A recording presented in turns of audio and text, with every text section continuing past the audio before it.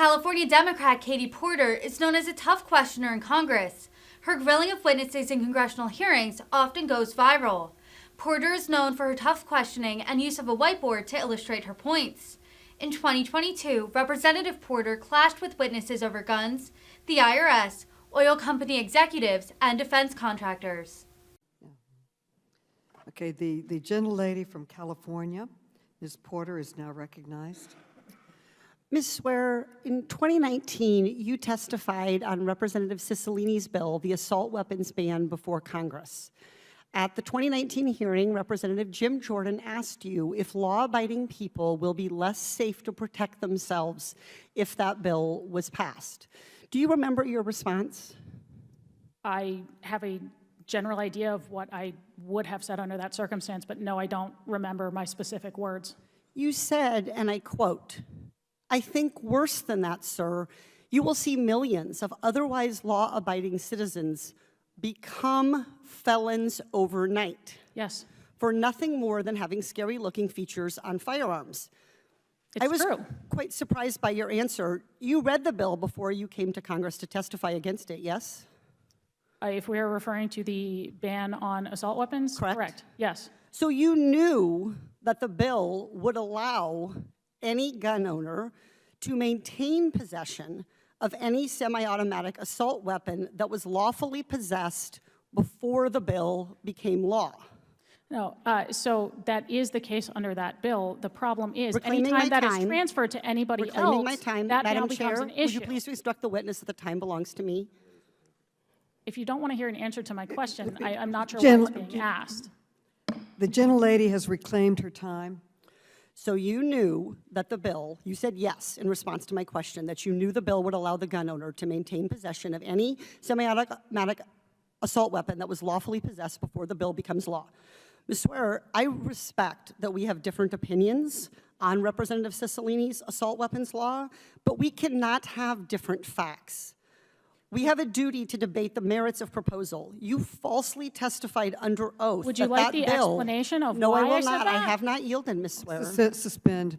Madam Chair, if she's going to ask questions, shouldn't she let the witness have time to The answer? gentleman is not recognized.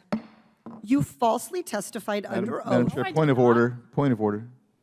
What is the gentleman's point? I've been of order? accused of falsely testifying She- under oath, the- and I would like to the- address it. The gentlewoman has accused her of perjury.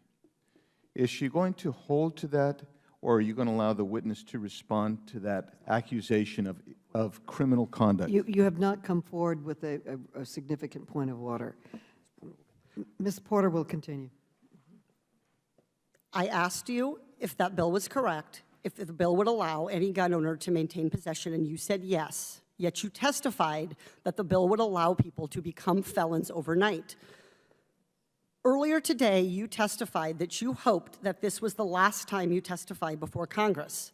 For the sake of our nation and the integrity of this Congress, I said I do Congress too. after a mass shooting, trying to figure out how to solve a problem that we are all heavily invested in solving. Ms. Swear, That is I have not insulting. Chair, point of order, asked a point of order. question. How dare you? Reclaiming my time. How dare you misstate the law? How dare you at ask questions that you legislation- do not even want an answer to? Ms. Swearer, I'm moving on. I'm a lifelong consumer protection advocate. From 2015 to 2020, there were at least 2,070 unintentional shootings by children. 765 of those children died. A consumer product that causes this much harm to the public would normally be subject to a recall. But federal law prohibits the Consumer Product Safety Commission, the agency responsible for protecting the public from dangerous products from regulating guns. This is absurd. After one child died using a Peloton treadmill last year, the Consumer Product Safety Commission intervened and recalled the product. But when hundreds of children die using guns, there is no federal response.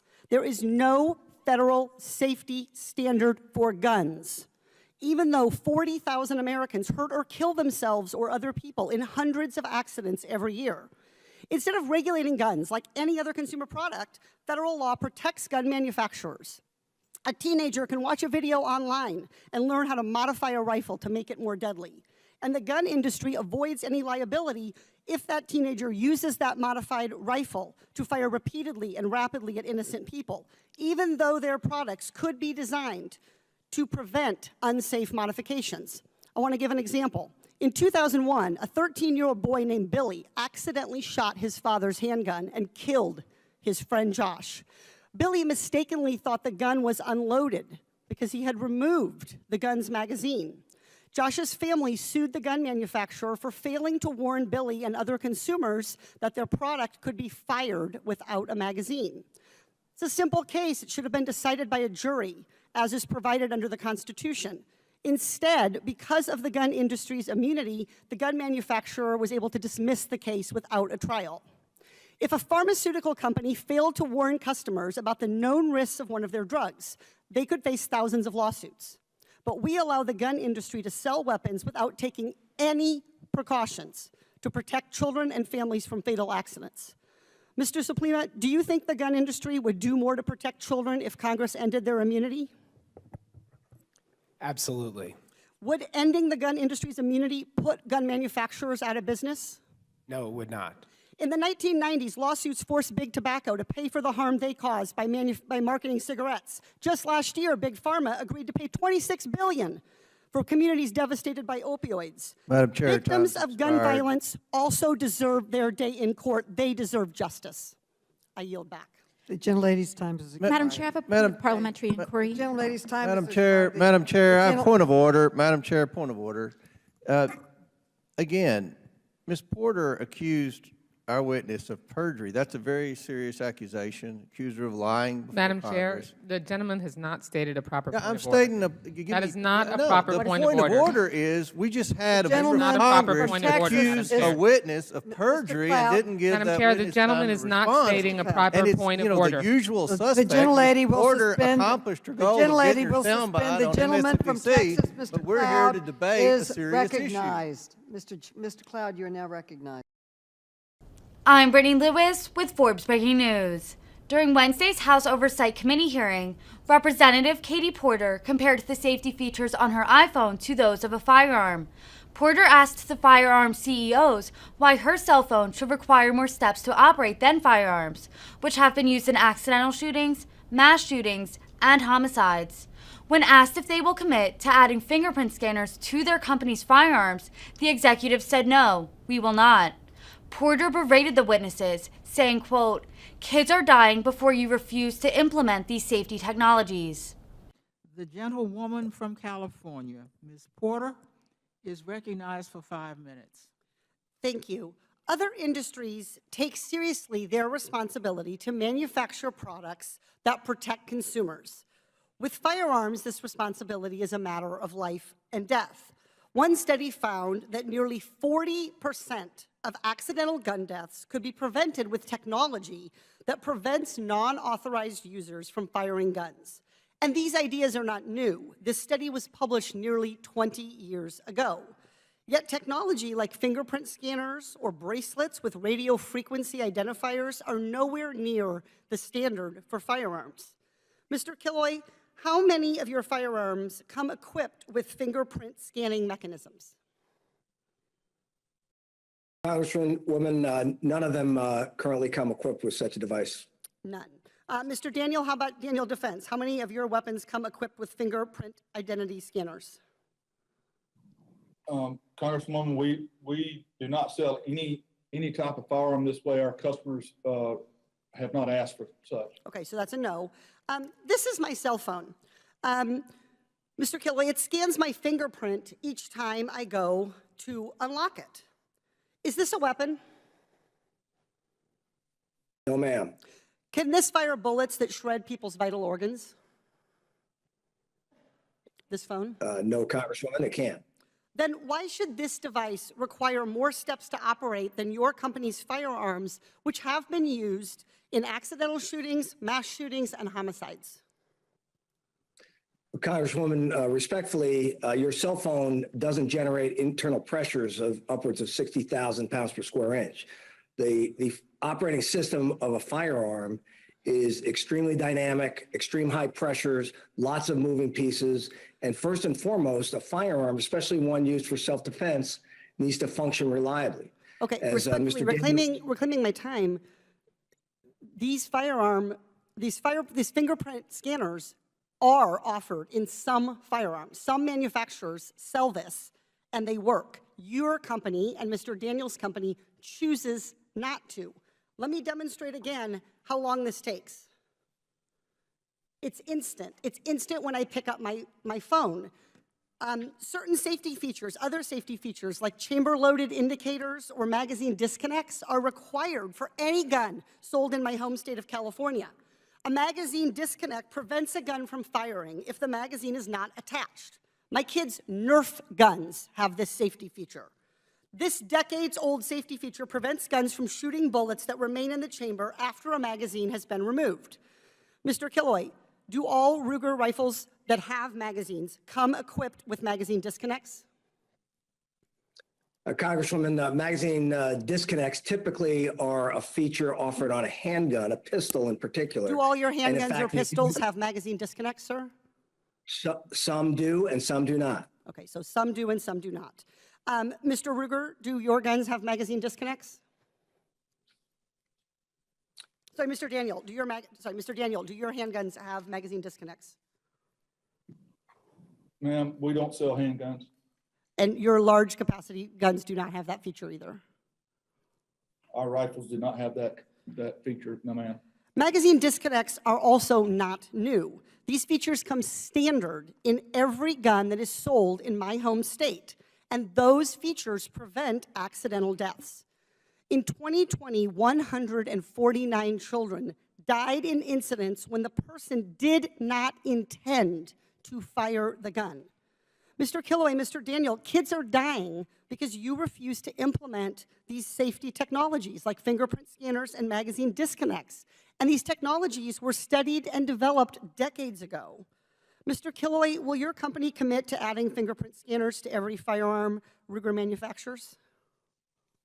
No, Congresswoman, we will not. Mr. Daniel, same question. Will your company commit to adding fingerprint scanners to every Daniel Defense firearm? Congresswoman, our guns fire when there's a bullet in the chamber, and it doesn't fire when there's not a bullet in the chamber. A gun should be kept, and if it does not want to be fired, if the owner does not want to fire it, they should not keep around in the chamber. But the question is, will you commit to adding fingerprint scanners as a safety technology to every Daniel Defense firearm? Yes or no? No, ma'am, our customers are not interested in that. Mr. Killoy, will your company commit to adding magazine disconnects to every magazine-loaded Ruger firearm? Congresswoman, we have in many of our pistols, our semi-automatic pistols, we offer that as a feature. And if our customers choose to buy one of our firearms that has a magazine safety disconnect, they can. Other times they choose not to have that particular feature. The gentlelady's time has expired. Ms. Porter, the ever-patient Ms. Porter, you are recognized for your 5 minutes of questioning. Thank you very much. I want to start by asking the committee to play the story of my taxpayer constituent in Laguna Woods, California. My name is James Semmelroth of Laguna Woods, California. I received a determination letter from the IRS in May of 2021, disallowing a $1,200 subtraction from my 2020 tax bill. I appealed this determination and attempted to make an appointment at the IRS office in Laguna Niguel, California, but was unable to see anyone. I then reached out to Congresswoman Katie Porter's office. It took the IRS 5 months to respond to Congresswoman Katie Porter's office. During that time, I filed 5 appeals and received 20 letters from the IRS, adding penalties to the $1,200 dispute and threats of property liens. This is just outrageous. Congress must fund the IRS so this kind of situation never happens to constituents again. Thank you.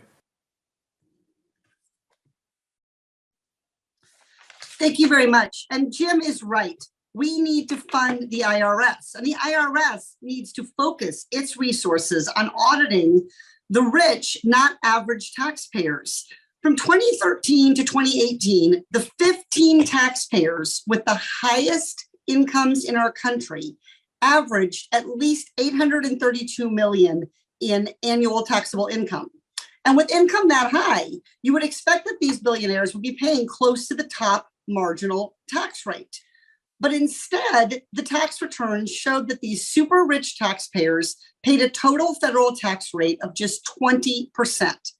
Commissioner Redding, do you know the total federal tax rate for a married couple with one child earning $200,000? The tax rates, the current tax rates for 2022 start at about 37%, and then as you come down, they go to 32 to 20. Do you have a ballpark for me, Commissioner Redding, on a family, married couple, one child earning $200,000 a year? Yeah, I actually have it somewhere, but I love that. I love that you have answers. Yeah, unfortunately, I don't have that page in front of me. That's okay. It's about 26%. I was going to say 28 based on knowledge, Excellent. but I do have that. But what that means is that the average family in Irvine, California is paying taxes at a higher rate than Bill Gates or Jeff Bezos. Commissioner Redding, how much more revenue would the IRS collect if these 15 billionaires just paid the same rate as the average family in Irvine? I can't speak to any particular taxpayer, whether it's 1550 or 500, but I can, and also the complexities of the code as to whether they do or don't, are or are not paying, what the statutes require. The issue on our side would be the ability to examine the taxpayers and make those determinations. And that's where we really have our highest rates of attrition. Every experienced technical revenue agent is on the higher income taxpayers. And as an example, we have 6,500 experienced frontline revenue agents. And just to give you one lane in partnership returns, we received 4.1 million returns last year. So even if I was to take all of these folks and put them in that one lane, it would leave the bigs and the super bigs of corporate and the rest.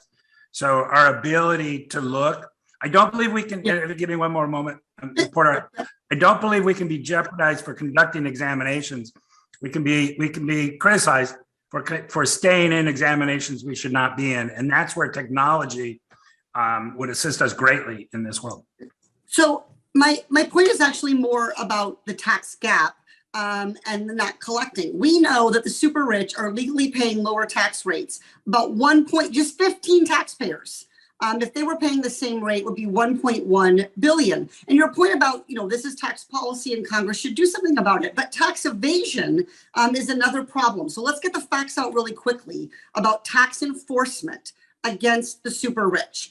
Since 2012, IRS has lost thousands of revenue agents, and you've had to cut back on audits, especially of the richest filers. Commissioner Reddy, compared to a decade ago, what is the percentage decline in audits of millionaire taxpayers? We're down at least 2/3, and in some of the lanes between some of the categories, it's much more significant than that. Excellent. You are the rare witness who got the answer correct, and I appreciate your honesty. Tax audits of millionaires declined by 66%. The super rich are taking advantage of the lack of enforcement to evade their taxes at the expense of ordinary Americans. The Treasury Department says the top 1% of taxpayers failed to pay $163 billion in taxes due in 2019. That is enough money to give every American taxpayer a tax cut of $1,000. That is real money. For a mom like me, I could get a dishwasher that actually cleans my dishes and still have money left over. It's just not right that the super rich are evading their taxes while the average American pays their fair share. I strongly support giving the IRS the resources they need. Thank you, Mr. Chairman, and I yield back. I thank the I now recognize the gentlelady from California, Ms. Porter. She's recognized for her questions. Dr. Collins, what percentage of revenue do private insurance companies spend on administrative costs? Between about 17 to 18% of spending in private insurance plans. So if I pay my insurance company $100, 1, 2, 3, 4, 5, 6, 7, 8, 9, 10, 11, 12, 13, 14, 15, 16, $17 go to administrative costs. What about Medicare? What do they spend on administrative costs? That range is about 3 to 5%. 3 to 5%. about 3 to 5%, right here. And if we look at just billing costs, just billing and insurance costs, Medicare is at 1%. Wait, private companies spend 17 times more on administrative costs than Medicare? What are private insurance companies spending on that Medicare is not? Does Medicare spend hundreds of millions of dollars on television advertisements like private insurance does? Dr. Collins? No. Does Medicare spend millions of dollars on stock buybacks to shareholders? No. Does Medicare spend money on marketing? Private insurance likes to put its name on stadiums and PGA tournaments. Is there a Medicare arena? No. Does Medicare spend $23 million on executive pay like private insurance companies do? No. We know how much it costs to run a high-quality health insurance program. $1. Out of $100, research shows that Medicare spends 1.1% on administrative costs. We spend $4 trillion on healthcare every year. We could save $200 billion on administrative costs with Medicare for All. And those savings, they could go to expand Medicare.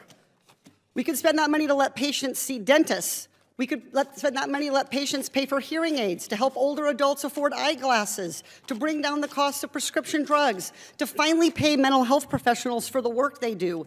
Instead, all this money is wasted. We're not talking about paying to keep the lights on in operating rooms or improving the quality of care. All of this money is used to pay big insurance to push paper. It's death by 200 billion paper cuts. Dr. Sachs, what is it about the U.S. market that leads to these sky-high administrative costs? Congresswoman, there is no market. These are local, concentrated providers that have tremendous power to set their prices and to set extraordinary salaries. We should contemplate that the so-called not-for-profits in this country pay their hospital directors $5 million. This is unbelievable. And so this is why these costs are, why the prices are so high. The administrative costs are so high because we don't have a system, because we spend 20% of our spending just to funnel money between organizations, which is something that other countries don't spend. Dr. Sachs, I wanted to ask you, reclaiming my time for 1 second, Dr. Sachs, I wanted to ask you specifically about standardization and what role that might play in reducing some of this waste that we could reallocate to healthcare costs.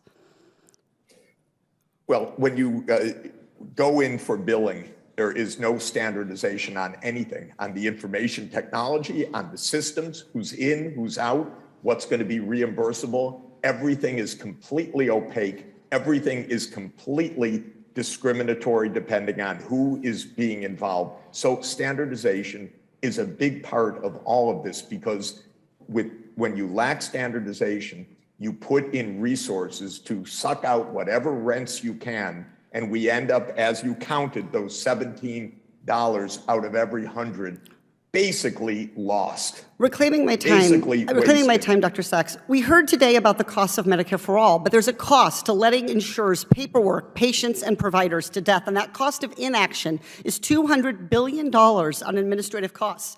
Now, administrative costs waste money, but they also waste healthcare workers' time. A recent study found that a majority of doctors, 56%, support a single-payer healthcare program. Why? Because today doctors spend only 1/4 of their time with patients. What are they doing with the rest of their time? Paperwork.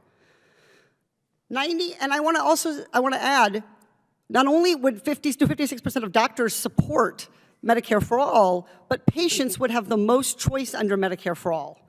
The health insurance coverage with the biggest network is Medicare. No private insurance comes close. 99% of non-pediatric doctors participate in Medicare. So I want to recap. Medicare for All would save money on administrative costs, $200 billion a year. Medicare for All would give patients the most choices, 99% of non-pediatric providers, and Medicare would let doctors practice medicine. Not surprisingly, given these three things, what do we get with Medicare for All? Better health outcomes. And that's why I support Medicare for All, because I support patients over paperwork. I yield back. The gentlelady yields back. Hello, thank you. Mr. Howley, has TransDigm ever trained staff to provide, quote, the minimum amount of information to the government? TransDigm regularly trains the staff and brings in outside consultants and lawyers. Reclaiming my time, Mr. Howley, reclaiming my time, sir. I'm sure you do all kinds of training. I'm asking a specific question and I'm going to repeat it. Has TransDigm ever trained staff to provide, quote, the minimum amount of information to the government? I don't know the answer to that. What I know is we regularly train people in all the regulations required to deal with the government, and we insist they comply with them. Okay. The TransDigm actually has told people that it is wrong to provide the minimum. You have told people to provide the minimum amount of information. Have you ever told staff that it is wrong to charge taxpayers lower per unit prices on higher volume orders? In other words, when we all know when we buy in bulk on Amazon, it's cheaper per unit. Has TransDigm ever told its employees that it is wrong to charge taxpayers lower per unit prices on higher volume orders? Not that I have knowledge of or recall. Okay, Mr. Howley, I'm introducing, here is an exhibit. This is Core Doc TDG 00034189. It's displayed on the screen so you can see it. More volume equals lower price. What does it say in big purple all cap letters? Can you read that for me? The word's wrong. Wrong. So would you like to modify your answer? Has TransDigm ever told staff, in light of seeing this exhibit, has TransDigm ever told its staff that it is wrong to charge taxpayers lower per unit prices on higher volume orders? I don't know what that is. I suspect it's out of context somewhere. I suspect it's something done by one of our operating businesses at one time. I simply don't know. Well, Mr. Howley, for $68 million a year, you need to know what's going on in your company. That's your annual salary in your retirement. In your retirement. Has TransDigm or its subsidiaries ever refused to provide price data to the military when it's requested it? I don't know the answer to that, whether they ever have. I do Mr. know Howley, that we Howley. regularly provide price data, and in fact, provided commercial price data for, I believe, every part in this audit. Mr. Howley, I just want to remind you that you're under oath as you're giving this testimony. Do you recognize these words? Quote, we didn't have to give up a dime. I'm just full of BS, and they took the bait. I don't have knowledge or recall it. Okay, that is from a TransDigm exhibit. You don't need to see it, but that is from a TransDigm, that is from an exhibit in this investigation. That is your salespeople talking about a deal that they just made with the military for jet engine parts in 2018. We don't have to give up a dime. Your salesperson said, I'm just full of BS. And they, being the DOD and taxpayers, took the bait. Mr. Howley, does TransDigm have a code of business ethics and conduct? Oh, as any company does, of course we do. It's on our website. Okay, does that code require fair dealing? Yes, and it says what it says, but of course it requires fair dealing. Do you think it's fair dealing to be full of bullshit and get the taxpayers to take the bait? I don't have a comment on that. I'm not familiar with the situation. I don't know what it is. I don't know who the person is. I don't know that. I just can't comment on it. Mr. Howley, will you find out who that person is? I presume you have it. You have an email. I presume you have it. I don't know who it is. I don't know. Mr. Howley, as executive chair of the board, being paid $68 million, when a typical board member of a Fortune 100 company receives $319,000. I mean, here is the typical board member of a Fortune 100 company. See this flat line? You can't even see it. Here's you. For $68 million, you need to enforce your company's code of business ethics. Gentle lady's time has expired. Ms. Porter, your time has expired. The